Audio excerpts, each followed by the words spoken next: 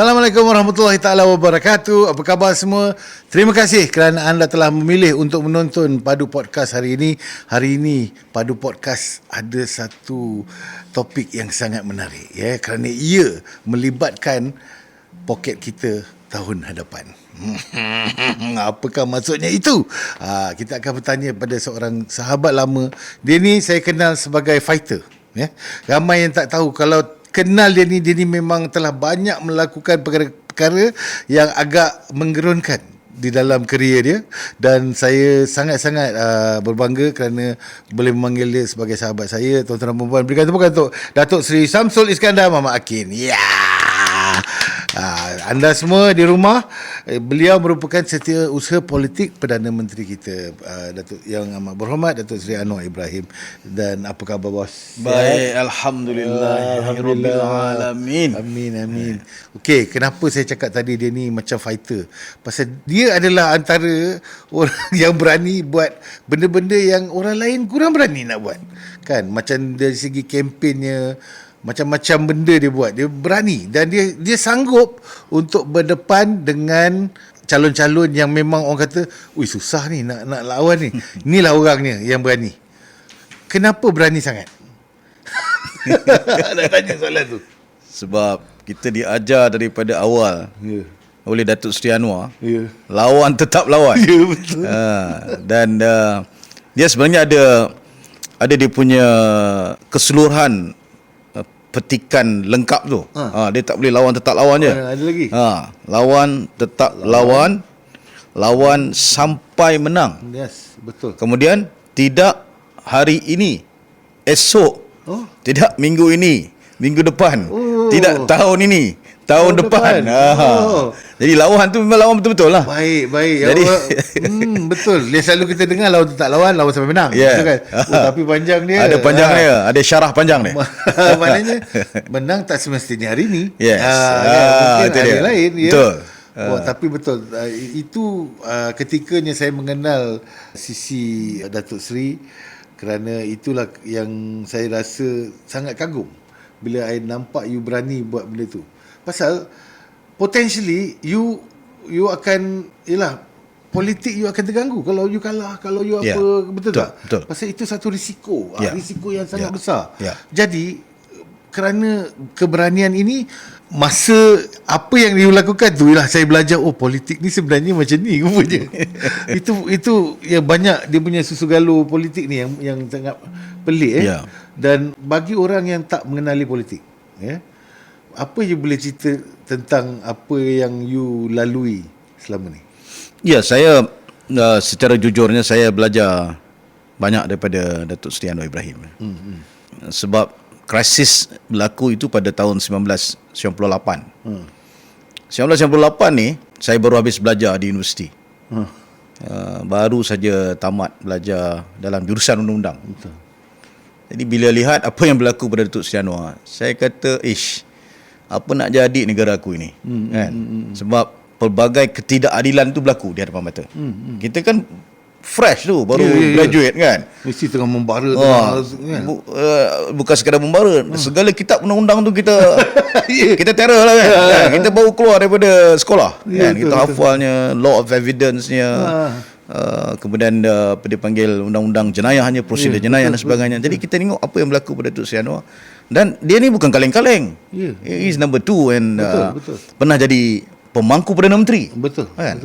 Tapi apakah begini layanan yang diberikan kepada seorang pemangku Perdana Menteri? Kan? Pada 20 September itu beliau ditangkap dan sebagainya kan, dengan cara yang pada saya tidak logik lah kan, tak masuk akal lah, dan jijik lah pada saya kan. Sebab yalah, kalau saya nak komen lebih sekarang susah pula kita berada dalam kerajaan kan, nanti takut pihak polis pula terasa dan sebagainya. Tetapi yang pentingnya apa, dalam proses itu apa yang saya belajar, bahawa bila kita bercakap tentang politik, you tak boleh pisahkan dengan perjuangan. Baik. Dalam you nak melaksanakan perjuangan tu ada risiko. Betul. Kan? Dan risiko itu macam Aflin sebut lah kan. Risiko itu ada yang kadang-kadang bagi kebanyakan orang merasakan ini gila ke apa kan. Bahaya ni kan. Kalau you ini daring ni kan. Betul. Tapi bila kita tengok, yalah, apa yang saya lalui ni pada saya, kalau nak banding dengan Datuk Seri Anwar ni, tinggal 50 tiang lah. Betul, Kan? betul, Apa yang beliau lalui itu lagi Betul. gila-gila kan. Yang kita sebagai generasi muda waktu itu mempelajarinya. Wish, begini. This is a good real fighter kan. Fight for the country, nak buat perubahan, dirinya terkorban dan sebagainya. Betul. So pada saya, kalau bercakap tentang kita harus, kan dulu kita pernah belajar sekolah, kalau hidup ni mesti jadi lilin. Membakar diri untuk menerangi orang lain. Dulu kita kata macam mana benda ni berlaku kan. Tapi bila berlaku di depan mata, begini ceritanya kan. Ini bukan indah macam cerita lah kan. Ini cerita yang sangat menakutkan kan. Tapi alhamdulillah saya bersyukur sepanjang proses muda saya itu, kerana 1998 saya baru berumur 24 tahun. Jadi Aflin bayangkan daripada 24 tahun sampailah sekarang ni, saya tu tidak bazirkan masa muda tu untuk buat benda-benda lain lah. Kan? Fokus. Struggle kan. Turun jalan raya. Demonstrasi kan. Berceramah sana sini. Daripada berceramah pakai kertas dulu. Kan? Tulis dulu apa nak cakap kan. 3 muka surat berkajang-kajang. Baca. Kemudian dah tak perlu pakai notes. Boleh berucap dengan cara off the cuff, spontan kan sebagainya. So pada saya itu progress lah. Itu progress, dan saya sebenarnya nak gunakan momen ini untuk ajak anak-anak muda di luar sana. Mari sama-sama kita ceburi dan dekati dalam bidang siasat ataupun politik ini. Kerana ianya pada hemat saya mengajar kita jadi orang lah. Betul. Kan kita Tapi tahu di luar sana terutama sekali anak-anak muda sekarang banyak memandang politik ni kotor. Dia kata politik ni kotor lah, aku tak nak fikirlah politik ni politik je So pasal mungkin dia tak faham betapa pentingnya politik ni sebenarnya dalam kehidupan kita. Betul tak? Betul. Boleh Datuk tolong gunakan. Kalau kita ambil misalnya seorang tokoh politik dan juga seorang tokoh academician, dia jadi ahli politik, dia juga seorang cendekiawan, seorang intelektual. Nama dia Edmund Burke. Dia pernah popular dengan satu quote, satu kata-kata dia. Dia kata, the triumph of evil when good men do nothing.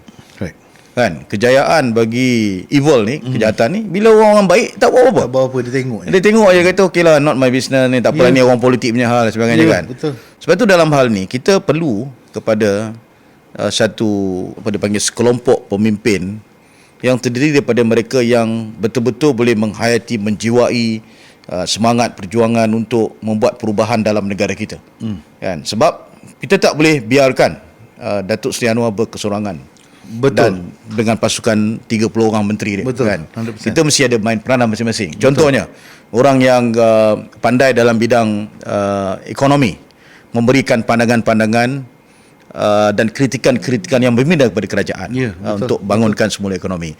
Mereka yang pandai dalam bidang kemasyarakatan, memberikan pula pandangan bagaimana untuk kita sustain keharmonian dalam negara kita, kan, untuk masa-masa yang akan datang, kan. Kerana kita punya negara ni, kalau kita tengok di rantau ASEAN ni, sangat-sangat unik sebab kita ada pelbagai kaum, kan, dan kita berada dalam keadaan yang mana menuntut kita untuk menyantuni interest dan kepentingan pelbagai kaum.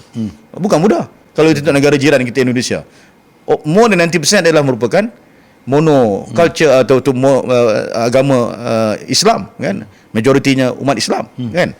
Dalam negara kita ada lebih kurang 60-40%. Begitu juga negara seperti Singapura, Thailand dan sebagainya. Ketimbang dengan apa yang berlaku dalam negara kita. Sebab tu dalam konteks ini, cabaran Malaysia akan datang ni bukan sekadar ekonomi. Kan, cabaran Malaysia ni untuk memastikan negara kita harmoni dan pelbagai kaum ini memahami jamak budaya ni. Dan apa yang ada daripada awal lagi dalam kita punya jatah negara yang 2 ekor harimau jaga tu, kan. Ingat 2 ekor harimau jaga, kan. Dulu kita tak ambil kau sangat. Tapi kita tengok, rupanya 2 ekor harimau dia jaga satu kata-kata yang sangat penting, iaitu bersekutu, bertambah mutu. Apa maksud bersekutu? Kalau tengok Kamus Dewan, bekerja sama-sama. Rupanya bekerja bersama-sama inilah pendiri bangsa kita telah pun letakkan sebagai satu slogan, we must work together, hormat each other, baru bertambah mutu bagi negara kita. Okey, saya sebagai seorang anak muda, katalah saya seorang anak muda, bukan sekarang, tapi saya tengok keadaan ni, yang buat keputusan ni semua orang-orang tua. Kan, yang tak ada kena-mengena dengan hidup aku. Kan, dia tak faham masalah aku. Kan, ni selalu yang kita dengar orang muda cakap. Betul. Dan bagaimana cara kerajaan cuba mendekatkan diri dengan golongan muda ni? What is the Yes, method? banyak program yang kita susunkan untuk orang-orang muda. Saya pun dulu muda ketika saya aktif dalam gerakan reformasi dulu. Berumur 24 tahun kan. Dan ramai juga kawan-kawan saya juga yang masih muda-muda. Yang muda-muda dah masuk ISA dulu. Dulu ada Akta Keselamatan Dalam Negeri kan. One question. Ya. Pasal ini adalah satu benda yang penting. Ya. Di umur yang muda tu, you all sanggup lawan sampai masuk ISA, sampai masuk penjara. Ya. Itu satu benda yang besar tu. Ya. Pasal kita itu igawan bagi ramai orang tu. Ya. Nak masuk penjara ni kan. Betul. So mana datang keberanian tu yang sampai boleh jadi macam tu? Lawan dulu masa dulu adalah seksi. Seksi Kena tangkap tu seksi. Wah macam Jadi bila kena tangkap kita gari, kita tunjuk dekat media kan? Menunjukkan kita hero lah. Yalah. Memang pelawat orang-orang muda ni dia anti perlawanan kan. Betul. Dan waktu itu Rebel. kita rebel. Dan tapi waktu itu kita dipandu. Dipandu dengan ketika Datuk Seri Anwar masih di luar tu, kita dipandu dengan deklarasi pematang power. Yang ini kita nak buat kan. Kita dipandu dengan slogan reformasi kan. Betul. Very nice rhythm kan. Kita dipandu dengan kalau orang seperti Datuk Seri Anwar Timbalan Perdana Menteri pun dia layan begini, apakah rakyat orang biasa kan. So benda-benda macam ni sebenarnya kita ketika itu sedikit demi sedikit kita juga mengkaji, mempelajari lah sebenarnya apa yang nak kita buat ni, apa masa depan ni.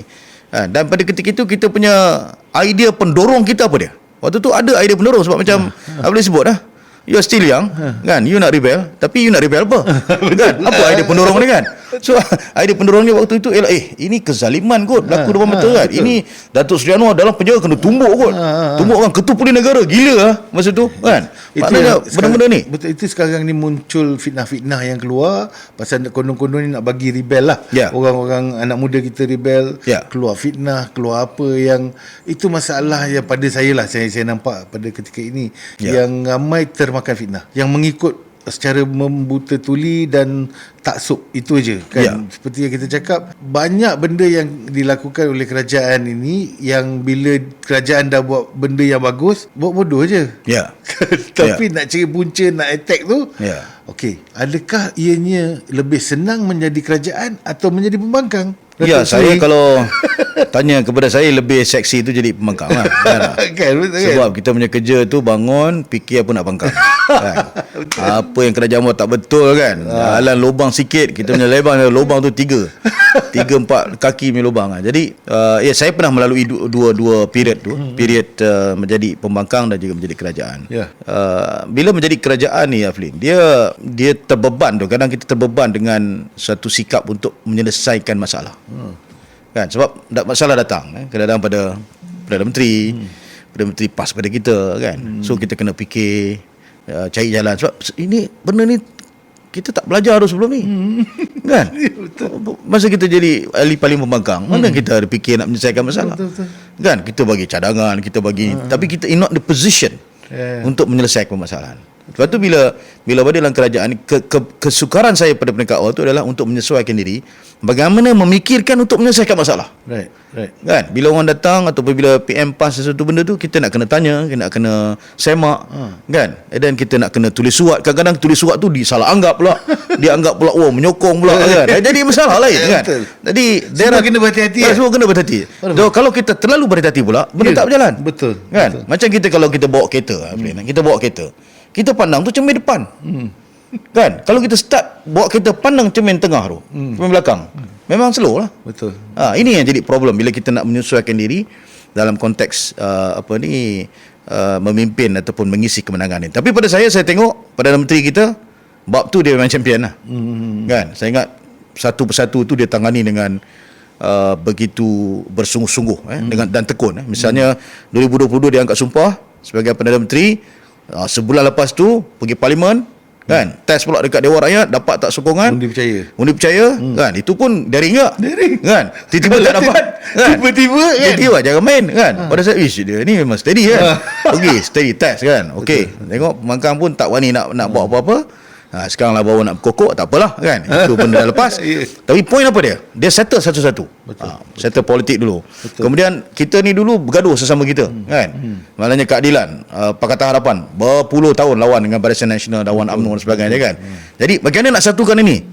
19 of January launch pula Malaysia Madani, membangun Malaysia Madani. So we have a clear Umbrella. vision, clear direction. Okay, guys, let's work together. Yeah. This is our country. We need to build back our country. Betul. Okay, let's work. Forgetlah buat yang permusuhan yang lepas. Okay, kemudian 2024 start on ekonomi. Betul kan? Satu-satu lah. Kan? 2023 kemudian 2024 ni kita tengok nampak things alhamdulillah getting better. Alhamdulillah. Jadi walaupun pun dah tak ada point. Itulah masalah Dia duduk menganjing kita pasal ringgit lah gedebak-gedebuk kan. Nampak dah stable. Dulu cakap pasal telur dah turun. Dulu cakap pasal ayam pun dah okey. Itu kan, semua dah apa point lagi kan? Apa lagi? Okey. Satu soalan mungkin ni orang kita. Kan kita punya parti. Pasal kita banyak fighter dulu. Kita bukan fighter. Puan sendiri seorang fighter. Kadang-kadang bila dah masuk kerajaan dia cakap mana fighter-fighter kita ni? Pasal tak bunyi. Kan macam kita pun tahu pasal masa kita pembangkang kita memang kuat berbunyi. Sentiasa berbunyi. Bila tiba-tiba dah masuk kerajaan ramai yang senyap, diam. So orang cakap dapat jawatan diam. Apa pendapat YB ni? Saya fikir begini Flynn, ada tempoh penyesuaian yang kawan-kawan kita lakukan. Sebagian kawan-kawan juga merasakan bahawa dah climax lah. Perjuangan kita dah selesai. Dah sampai. Kita dah nampak Perdana Menteri Datuk Seri Hamzah dah angkat sumpah. Okey, aku nak relax lah. Kan? Dia take a break. Kan? Ada sekumpulan lagi berada di posisi lah. Seperti saya dan kawan-kawan lain kan, diberikan peranan. So bila berada di posisi pula, ini yang disebut sebagai nak mengisi kemenangan ni. Betul. Nak menyelesaikan permasalahan dan sebagainya. Saya panggil proses ni reformasi in progress. Reformasi in progress. That's the word. Yes. Pasal sebab tu lah. Okey, tak apa, hari tu kita jerit pasal reformasi. Sekarang ni kita senyap pasal reformasi is in progress. Sedang mengisi kemenangan. Betul. Saya selalu ujuk dengan kawan-kawan. Saya tahulah, saya kata kawan-kawan ni dia tak minta posisi. Tapi minta diposisikan. Dia tak minta kedudukan, tapi minta didudukkan. Jadi baik. Nak mengisi kemenangan tu saya fikir itulah yang disebut sebagai reformasi in progress. Tetapi sebenarnya untuk menyatakan bahawa kita tidak bersuara dalam pelbagai isu itu pun tidak benar juga. Sebab kita ada MP-MP terutamanya dan juga ahli Dewan Undangan Negeri yang muda-muda ni yang sepatutnya memanfaatkan peluang ini untuk terus menyuarakan pendapat dan pandangan mereka dan dalam masa sama mengambil sikap untuk menjadi benteng menyerang pihak-pihak pembangkang ini yang mana kita lihat tidak memainkan peranan semak dan imbang seperti mana yang berlaku pada negara-negara yang lain. Betul. Kalau kita tengok Aflin daripada 1999 kemudian Datuk Seri Anwar keluar pada 2004, 2008 dia bertanding kan, dan kemudiannya terus menjadi ahli parlimen, ketua pembangkang. Tengok bagaimana apa yang disuarakan dalam parlimen. Itu fokus kepada isu-isu tentang tata kelola, isu-isu tentang governance. Betul. Saya masih ingat dulu dibuat jenaka, beli kapal terbang, beli kapal pejuang, jet pejuang tapi enjin tiada, contoh kan. Beli kapal selam tapi tak boleh menyelam, contoh kan. Jadi tak ada pada ketika itu cerita tentang sentimen agama, kaum dan sebagainya. Itu tak berlaku kan. Tetapi sekarang ini sebaliknya. Betul. Dan posisi seperti ini sebenarnya Flynn, saya nak minta rakan-rakan saya di luar sana dan juga kawan-kawan lah yang bersama dalam kita nak mempertahankan Malaysia dengan tagline bersekutu tambah mutu ini. Betul. Bekerja bersama-sama dengan kaum-kaum yang lain. Let's defend lah. Kita ke depan gunakan saluran semua yang ada untuk mempertahankan perkara. Saya nampak sekarang ni macam itulah modal dia orang. Itu je. Tak gunakan bangsa, gunakan agama untuk itu memecahkan, memecah belah supaya adakah ini hanya untuk politik saja? Betul. Pasal you tahu kebenaran je mungkin berbeza. Kalau you rasa benda ni senang masa you government dulu you dah buat. Betul. Betul tak? Betul. So itu yang pada saya kadang-kadang kena berhenti, stop, check sekejap, tengok apa yang sedang berlaku. Terutamanya yang saya nak cakap, Datuk Seri sekarang ni sebagai sepolitik kanan Perdana Menteri. Tuan sendiri nampak Perdana Menteri kita kerja macam mana? Betul. Kan saya pun tengok macam tak terikut ni orang ni kalau dia pacing Datuk Seri ni kan. Kalau Afli ikut confirm kurus. Confirm kurus. Saya cakap memang betul. apa yang drive dia? Apa yang drive pada pandangan Datuk Seri ni, yang drive dia untuk terus ni? Saya pernah joke dengan dia. Saya kata, saya panggil dia bos lah. Bos, ini program dalam setahun dalam 10, 11 ni. You kena slow down sikit. Dia buat joke lah. Dia kata, Sam, aku masuk penjara lama dah. Aku rehat lama dah. Jadi dia bagi buah tu, kita jam lah. Yalah. Macam bagi buah kunci kita kan. Betul. Tetapi sebenarnya, secara jujur saya lihat, dia itu merupakan seorang statesman. Kan. Tapi yalah, nak cakap macam ni, nanti orang kata you puji bos pula kan. Tapi secara jujur dia tengok, umur dia 77. Kan. Mana kalau ikut waktu ni, you don't have much time. Ya. You got to work very hard. Betul. Dan bila dia ambil alih Malaysia ni tidak seperti mana yang dia pernah jadi pemangku Perdana Menteri dulu. Betul. Kan, dengan hutangnya tiada, ekonomi berkembang, dipanggil antara harimau dalam rantau harimau Asia kan. Jadi sekarang ni bila dia ambil alih, banyak perkara nak dibetulkan. Sebab tu pada saya dia kurang sabar. Mana dia nak laju, tekun, dan dia selalu sebut perkataan ni dalam banyak pertemuan dengan civil servant-nya, dengan jawat awam dan sebagainya, iaitu itqan fil amal. Tekunlah dalam bekerja. Dan dia betul-betul tunjuk.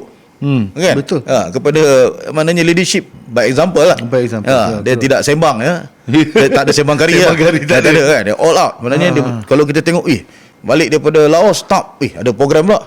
Kan? Ni balik daripada India, lokal ada program pula. Betul. Tak ada orang kata rehat tu hanya mungkin dalam kapal terbang. Jadi point saya apa dia? Saya nak beritahu kepada seluruh rakyat dan juga pimpinan di semua peringkat. Kalau kita tak boleh tiru 100% macam Perdana Menteri pun, kita dapat tiru 50% pun jadilah. Sebagai permulaan kan. Sepatutnya kita tiru 100%, tapi sebagai permulaan. Mana kita tekun, kita buat kerja. Kalau kita katakan we are banker, kata seorang dalam kegiatan perbankan. Jadi kita buat all out untuk pastikan bank itu diurus dengan baik. Perdana Menteri selalu sebut soal tata kelola kan. Kita tengok bagaimana komitmen kerajaan untuk pastikan kaki tangan awam ni misalnya dapat gaji itu meningkat. Kan? Maka saya harap kawan-kawan dalam kaki tangan awam pun dapat all out jugalah kerja. Kan? Sesuai dengan usaha yang sedang dilakukan. Sebab itu yang disebut dalam ekonomi madani. Apa dia? Meninggikan shilling, meninggikan lantai. Maknanya lantai tinggi maksudnya gaji pun meningkat. Shilling meningkat dengan adanya pelaburan yang banyak. Saya baca dalam wilayahku baru-baru ni kan, pelaburan hampir 70 bilion ringgit masuk dalam negara kita. Which is ini yang meninggikan shilling. Jadi ekonomi nampak negara kita dah jadi satu tempat yang best kan.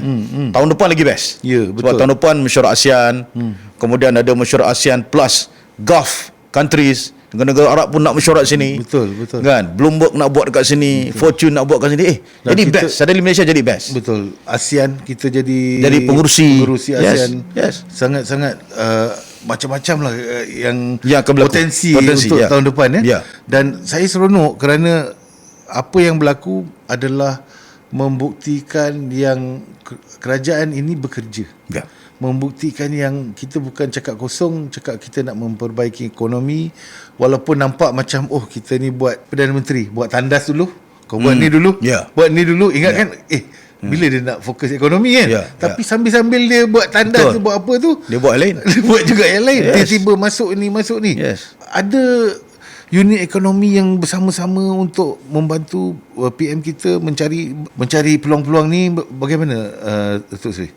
Satu saya nak sebut dari segi aspek leadership. Leadership. Sebab pelabur ni dia lihat mana tempat yang berpotensi untuk mereka letak duit mereka dan berniaga. Baik. Dan situ perlukan satu leadership yang strong. Ya, betul. Dan itu beliau nampak ada pada Datuk Seri Anwar kan? Yang mereka merasakan bukan sekadar kerja dia, tetapi juga kata-kata dia dan perbuatan dia yang beliau lakukan untuk Malaysia ini. Jadi mereka merasakan bahawa this is the right leadership. Yang kedua, right policy, dasar yang jelas kan. 2-3 dasar yang jelas yang telah pun diumumkan Perdana Menteri, dan itu sedang berlaku sekarang. Jadi mereka melihat macam nak perbarui renewable energy dan sebagainya kan. Energy punya roadmap kan. and then digital punya transition, dan ini perkara-perkara yang sangat membantu persekitaran, yang menyediakan satu peluang untuk mereka yang mempunyai banyak wang ni untuk buat pelaburan dalam negara kita. Kan? Dan bukan sekadar leadership, tetapi juga mereka lihat bahawa Malaysia ni punya potensi dari segi warga dia. Kan? Sebab majoriti rakyat dalam negara kita ini boleh bahasa Melayu, boleh berbahasa Inggeris. Dan itu sangat membantu untuk perniagaan dan sebagainya. Jadi pada saya, insya-Allah kita bagi sedikit lagi masa pada PM. Dengan pelaburan yang banyak ini, dengan syarikat-syarikat gegasi membuka syarikat di sini, dia akhirnya sudah pasti akan beri limpahan kepada rakyat. Okey. Untuk ramai orang di rumah, saya faham makcik-makcik, kakak-kakak, macam Datuk Seri cakap Jerman tadi sekejap. Dia cakap pasal sangat makro. Okey, untuk orang layman, layman kat rumah, yang dia cakap pinggang, dia cakap harga yang barang pasar aku naik, apasal dia tak turun. How is that going to affect them? In the big scheme of things, kita cerita kat makcik-makcik ni, kat abang-abang kat rumah ni, bila diorang akan merasa sedikit kesenangan ini, pasal sekarang ni berlaku di atas dulu. Betul. Kan dia akan nak kena turun sampai ke bawah. Sampai ke bawah. Boleh kita tengok misalnya harga barang yang kita import, kan, itu urus niaganya dalam dolar Amerika. Betul. Kan? Betul. Kalau dahulu antara serangan pembangkang ialah duit duit ringgit kita sangat lemah. Rendah berbandingkan kan? Dolar Dolar Amerika sampai 4.7, 4.6. Betul. Kan? 48 pun pernah touch kan. Sekarang sudah kembali menguat. Kan? Betul. Jadi maksudnya kalau kita import barang-barang, sudah pasti harganya boleh kita kurangkan. Kan? Dia turun hari itu sampai 4.1. 4.1. Kan? Itu 20-30 tahun lepas pun belum lagi. The best lah in this region. Betul. Okey. Jadi maksudnya ialah walaupun Perdana Menteri mengatakan bahawa bimbang juga sebab cepat sangat kan. Betul. Dia patut kena turun sikit-sikit kan. Adakah manipulasi dia itu kebimbangan itu juga. Tapi poinnya maknanya di situ dah ada ruang untuk kita membantu peniaga-peniaga yang mengimport barang-barang ini dapat tidak perlu kenakan harga barang yang lebih tinggi. Yang kedua misalnya keterjaminan makanan. Kita import makanan kita daripada negara-negara seperti India dan sebagainya. Sebab itulah Perdana Menteri menubuhkan satu kementerian khas, iaitu keterjaminan makanan. Kementerian Pertanian dan keterjaminan makanan. Maknanya food security ini dalam dia punya agenda. Kan dia tahu bahawa berapa bilion yang kita import daripada luar untuk bagi makan penduduk-penduduk warga kita. So lepas tu bila kita import, maknanya dia akan ikut US dollar tu lah. Kan? Harganya mahal. Bayangkan kalau kita boleh tanam di sini. Kalau kita usahakan dekat sini, kita pastikan satu konsep yang bersifat digital dan guna teknologi, kan, untuk membuat tanaman makanan kita tak perlu lagi kepada import. Dan secara langsung bila itu berlaku, kita boleh jual dengan harga yang lebih murah. Program Sejati Madani misalnya untuk kampung-kampung, baru-baru ni Perdana Menteri pergi Tanjung Malim, kan, ada success story di kampung tu. Dia gunakan duit 100,000 yang diberikan oleh kerajaan untuk beli drone. Kan? Lepas tu dia meniagakan drone tu. Dia sewa drone tu. Kan? Sebulan dia dapat dalam 4-5 ribu. Kalau drone kecil. Kalau drone besar dalam 20 ribu. Untuk orang kampung meniaga drone. Untuk mungkin nak kegiatan pertanian ke dan sebagainya. Yes. So itu salah satu contoh yang boleh kita kembangkan. Inilah dipanggil sebagai inovasi, kan, daya cipta, sebenarnya dalam prinsip Madani itu. Prinsip D itu daya cipta. Jadi pada saya, benda-benda ini berjaya dilakukan dalam waktu yang less than 2 years.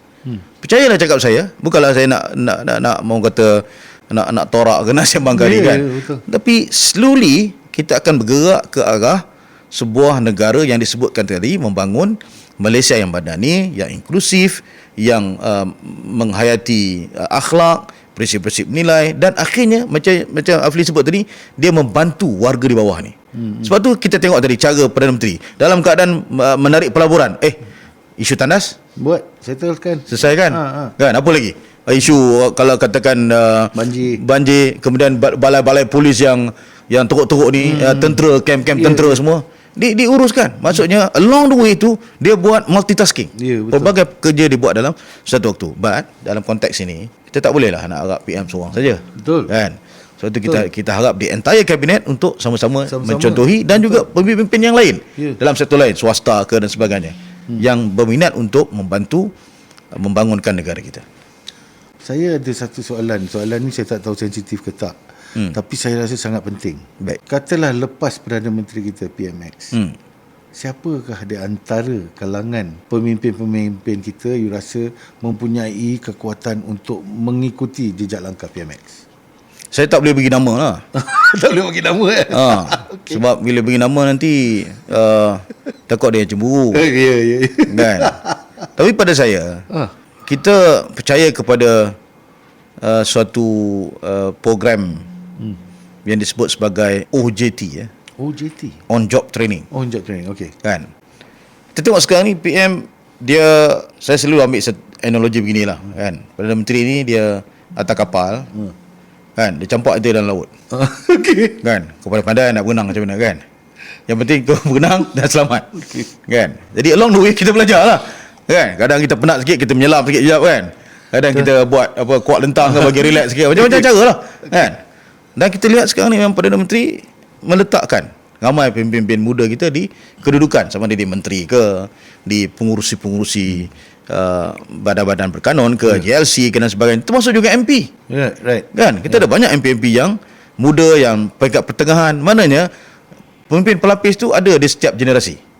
Kan. So pada saya, inilah konsep yang sekarang ni secara subtle, secara kita halus kan, memberikan amanah kepada mereka, tengok siapa yang boleh bawa dan boleh kita kemudiannya ketengahkan. Kan. Kerana kalau apa yang ingin dilakukan dahulu, ialah kalau saya ingat tahun 1998 tu, kalau benda tu berlaku sudah pasti dah cantik, kan. Lepas Mahathir, Datuk Seri Anwar, kan, cantik, kan. Itu yang bagusnya untuk negara kita. Tapi oleh kerana Dr. Mahathir pada ketika itu pertimbangan dia lain, maka kita lihat keadaan sekarang ni kita terpaksa buat semula. Kan. Sebab tu kerajaan sekarang ni di bawah Datuk Seri Anwar, kita adakan satu akademi dipanggil sebagai Akademi Kenegaraan. Jadi kita latih pemimpin muda, pemimpin di lapangan, pemimpin di kementerian dan sebagainya masuk dalam Akademi Kenegaraan. Ada satu modul untuk bersama-sama ada kesamaan dari segi pemikiran. Baik, untuk membangunkan negara kita. Baik. Dalam berapa tahun Datuk Seri bersama PMX kita, kan, mesti dah kenal rapat betul dengan dia. Saya nak tahu, ni eksklusif kepada orang-orang. Bila PMX borak dengan menteri-menteri, dia ada marah-marah tak? Dia ada tak marah menteri, marah apa? Kalau benda tak dicapai apa benda. Dia adakah dia jenis yang macam tu ke, ataukah dia jenis yang main tegur pelan-pelan je? Adakah dia pernah nampak dia marah tak? Pasal saya jarang nampak dia marah, kecuali bila dia bercakap tu nampaklah dia punya api tu. Tapi macam kepada macam tim sendiri, pasal saya nak tunjukkan yang beliau ni tegas, orang yang tegas, kan. Adakah itu sisi yang sama yang dia nampak? Perdana Menteri dari segi saya sebutkan tadi, benda yang selalu diulas tu adalah itqan fil amal, bersungguh-sungguh buat kerja. Jadi kalau dia lihat ada pasukan dia yang tak bersungguh-sungguh, itu pasti akan mengundang kemarahan dia. Sebab pada dia ini amanah, ini tanggungjawab, kan. Saya pun ingat banyak kali kena marah. Kan. Dan kita ambil satu sikap yang positif, kerana kita tahu bahawa niat beliau tu betul, dan kita mesti melipat gandakan lagi usaha kita. Dan yalah, secara jujurnya saya pun berjumpa dengan ramai jugalah menteri-menteri yang kena marah, kan. Saya tak maulah sebut nama. Yelah, kan. tak perlu. Ini jadi masalah pula, kan. Pasal kita nak tahu apa yang diorang lalui lah. Tapi yang bagusnya Perdana Menteri ni dia marah sekali tu je. Baik. Untuk menegur lah. Dia tidak maknanya simpan. Dia mana marah there and then, esok okey balik lah. Habis. Besok habis. Jadi maknanya kita kena tunjuk dan beritahu, okay, we have done this dan sebagainya. So pada saya ini satu sikap yang baik. Sebab kalau tak marah pun tak boleh juga, tak boleh, betul. Nanti orang ingat tu tak ada apa-apa. Kita jadi bapa, kalau anak kita buat salah, takkan kita buat lagi, kan? Ayah suka sangat you buat, kan. Takkan macam tu, kan.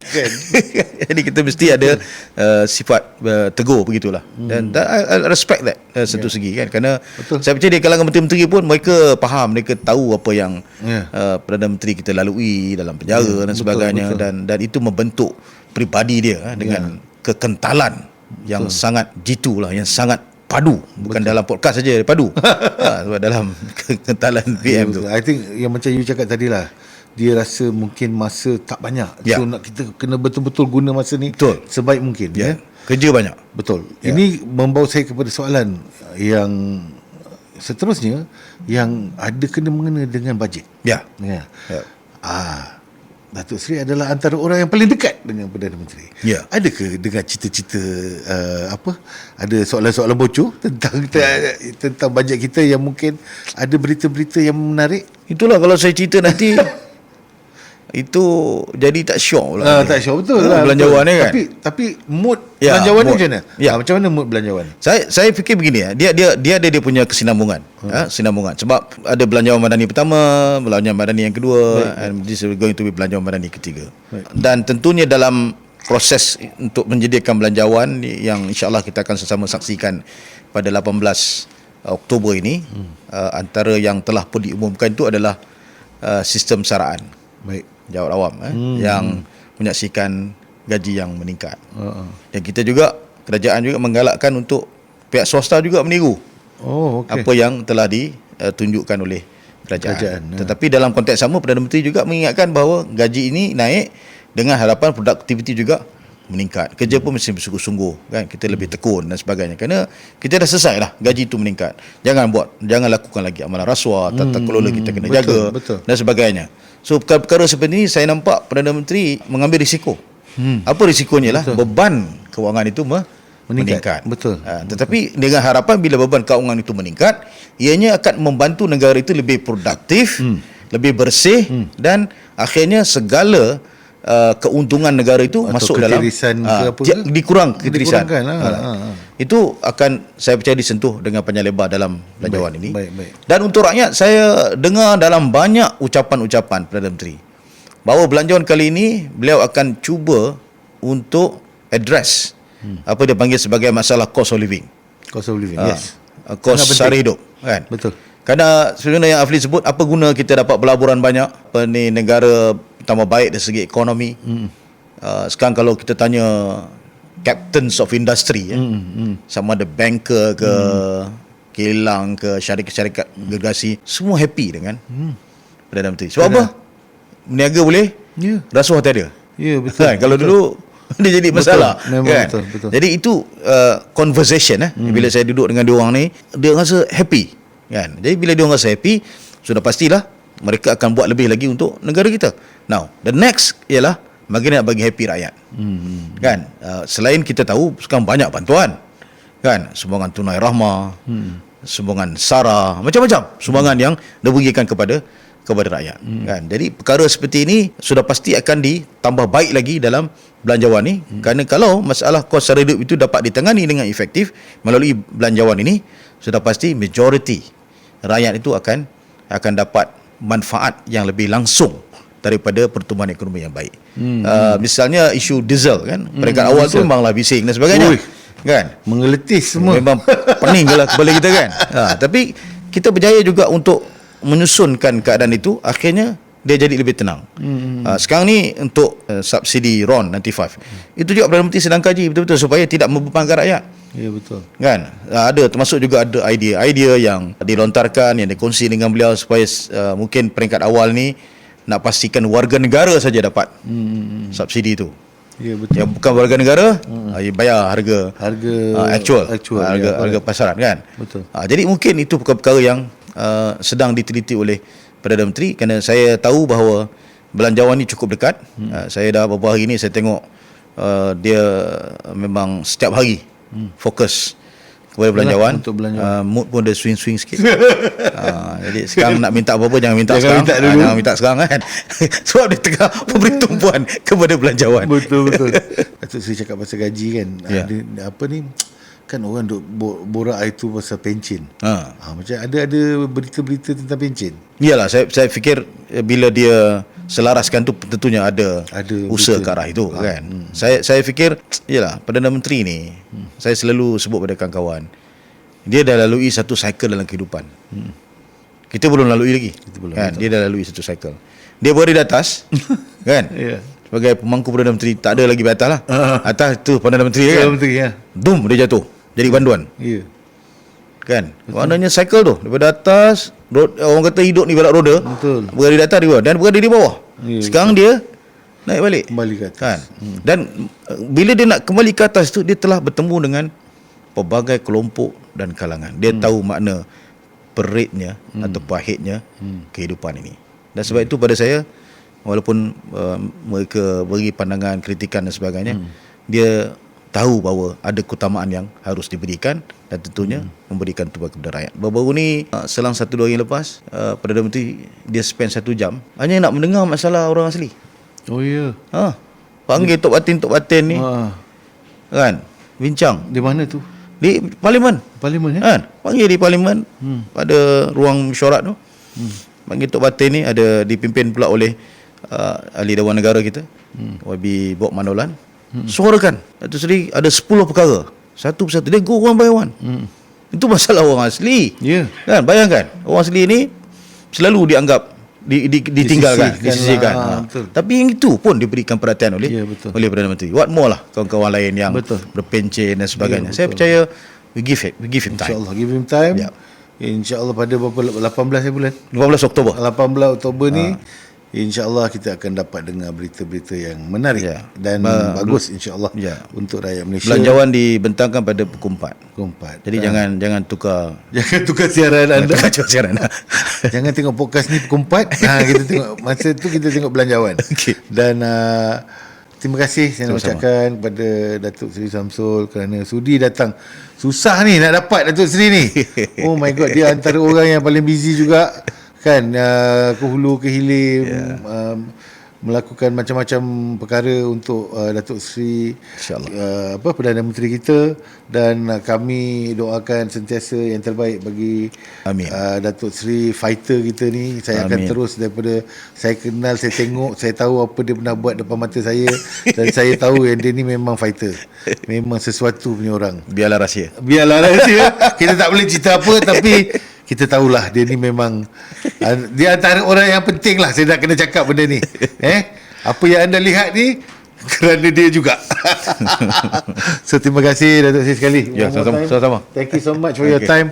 Dan juga kita akan jumpa lagi tuan-tuan dan puan-puan. Anda dah dapat sedikit sebanyak maklumat-maklumat dalam daripada Perdana Menteri kita punya setiausaha politik kanan, iaitu Datuk Seri Syamsul Iskandar. Kita jumpa lagi dalam Padu Podcast next week dengan saya, Aflin Syauqi. Assalamualaikum. Waalaikumsalam.